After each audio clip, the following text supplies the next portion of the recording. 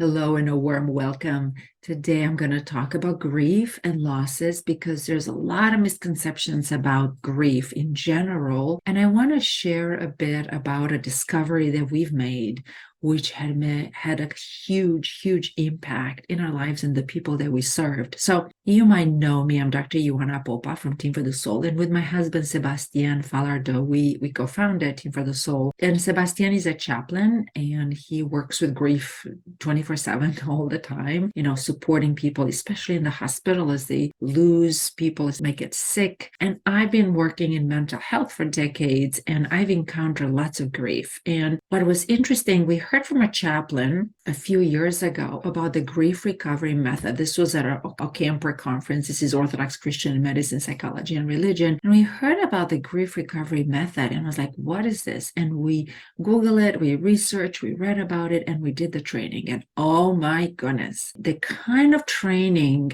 and work and support that we received, and kind of a spontaneous unburdening from the past in working with one relationship at a time, has been so powerful. And both of us, Sebastian and I, we have done our inner work. Like, we've been in therapy, we've worked with coaches, we are continuing our journey. We've been through lots of experiential training, professional training, experiences where you go inward and then you work on expanding your consciousness and clearing up your subconscious, so to speak. And still the power of the grief recovery method has been unbelievable, because here's what's happening in many of the grief support groups. People get support for the grief. They get into a support group, they share about their grief, they get the compassion.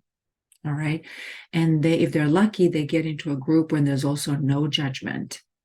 But the underlying belief is that the grief is kind of eternal. Like, you're stuck, you've lost someone, and those feelings you're going to be stuck with them forever. And there's this belief that's been perpetuating in our culture that there's nothing we need to do about it. And I've seen this even in mental health. And many times grief becomes complicated, and there's, debate even in the mental health professional. Is grief natural? Of course it is. But there have been even discussions on a DSM-5, which is a diagnostic statistic manual about to include grief and what degree of grief. Anyway, without getting in all the details, I want to share the good news of this program, of the grief recovery method, because it's so transformational. And it is an educational program. It's not therapy, but as they say in the training, it's not therapy, but it is therapeutical. And I've seen so much movement because you get the compassion, you get the safety piece, right? To be listened to in a safe environment. And in the same time,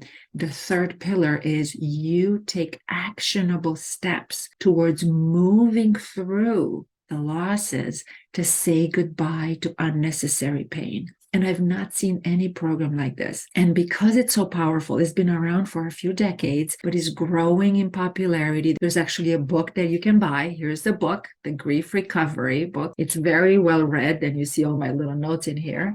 And this book now in process, it's been standardized. There's actually steps by step. It's a 7 to 8 week, depending if you're doing it one-to-one or if you're doing it in group. And I want to share all about it today. So I'm getting ahead of myself, but I will pause right here and just introduce myself. I'm Dr. Ioana Popa from Team for the Soul, how I shared earlier. And this renewal nuggets, I want to bring small pieces of wisdom through decades of professional training and experience in science, psychology, spiritual care, train as a chaplain, but also train as a life coach, and also in bringing Christian faith. And as I've been also have a master in theological studies, and my background, I'm a physician, psychiatrist, I've done so many trainings. But all of this to say is that I love to bring all this in small bites in such a way that I can serve you, so then you can serve others, that you can fulfill your own vocation wherever you're called, and you can get these nuggets and discoveries that we're making along the way that could support you. So with that, let's dive in.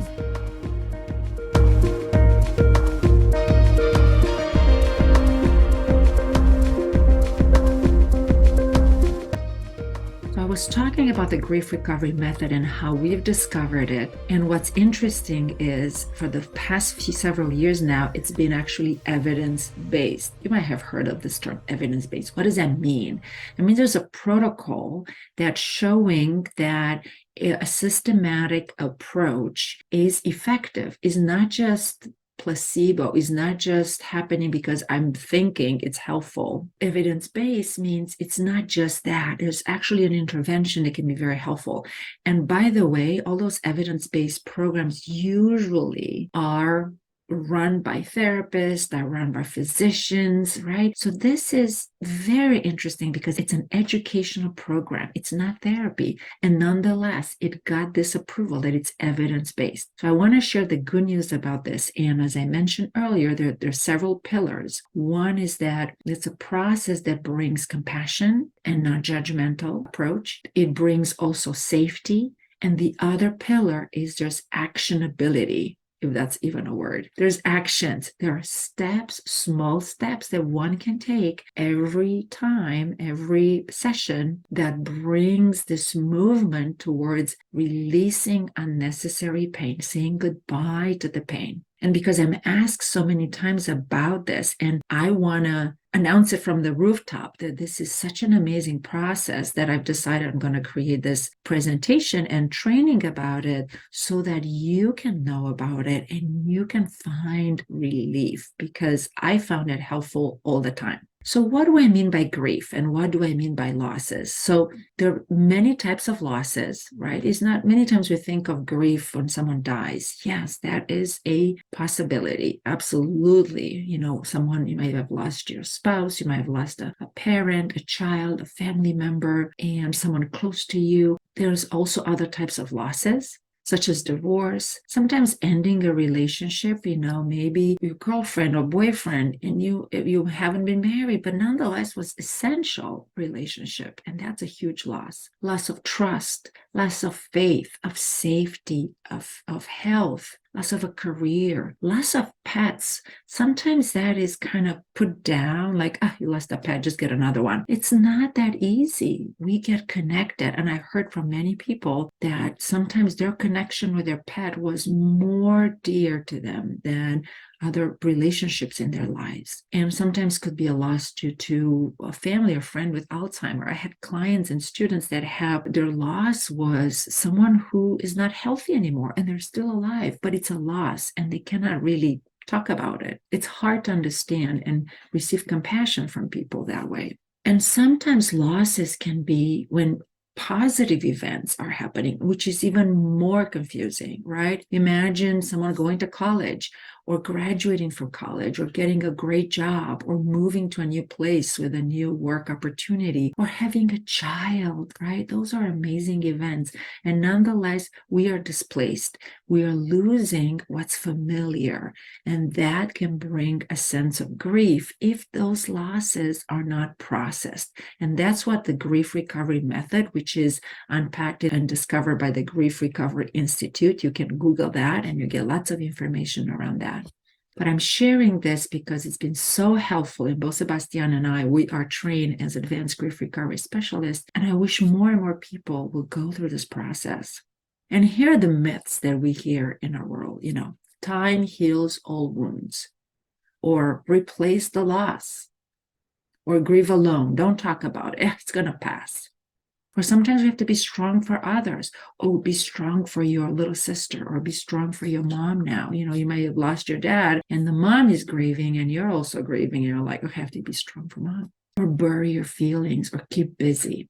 Now, they don't talk about this in grief recovery method, but I've noticed two types of grief reaction, and see if you can identify with either of them and type in the chat. Sometimes the grief, it's obvious to you. You might be like, oh my goodness, yes, I don't know about you. I've been through grief and all of a sudden I'd be fine, but then I start crying for half an hour, and then I'm fine again, and then I start crying, right? So I was aware. I had a big loss about a decade ago, and I was like that, in and out. I knew it was not depression. I was sleeping fine. I was doing fine, but my whole world was upside down and I had these emotions and I knew I had a loss and I knew I was grieving. But sometimes what happens, especially when the losses are old, so to speak, they happened to us a long time ago. They're buried inside. The loss and the grieving, it's buried inside, and we're not even in touch with it. But what happens, I call this implicit grief, implicit losses. Our mind gets in the overgear, so to speak. So our mind gets busy. We're overworking. Sometimes where people are working so hard, right? Workaholism, so to speak. So then I've seen that, right? If the mind structure, so to speak, and our defenses are too much in our brain, in our mind, but we know we had losses a long time ago, then this could be an implicit grief. So the first one was explicit grief, and I've never heard anyone talk about it. This is my own way of sharing this with you, and I have experienced both. So for example, I've experienced a big loss when I was around 5, and that back then, my parents were very kind, and we didn't know how to deal with loss. So it was all about time will heal. This was a person that was not very nice, so to speak, and I had to grieve alone. So although I was crying when I was young, when I got older, I had an implicit grief. So although I wasn't experiencing grief, I was just living 24/7 in my head. All right. And just constantly striving, constantly pushing, overworking, and that led to burnout. Now, as I mentioned earlier, about a decade ago, I had the explicit grief. I knew I lost, or even 2 decades, almost 3 decades ago, when I lost my dad, I was crying. I knew I had explicit grief because I just had the loss. So I want to alert you to those two possibilities, and don't ignore this idea that there might be some grief underneath in your subconscious, so to speak, just because you're not feeling like crying, or you're like, oh, this happened too many decades ago. So to summarize, I want you to think through the implicit or explicit grief and see if that resonates with you. And want you to explore the grief recovery method. It's so beautiful. And by the end, you actually get skills that you can use all the time. And if you're interested in working with us, I know we have a group starting soon. We do grief recovery groups a few times a year, and they're pretty intensive. They're small groups, they're online, and you can DM me, or you can go to Team for the Soul and just set up a free session so I can explain more if you liked it, and we can see if it's a good fit for you. But I encourage you also to read the book and go on the Grief Recovery Institute. And this is the kind of the process. At the beginning, we talk about myths.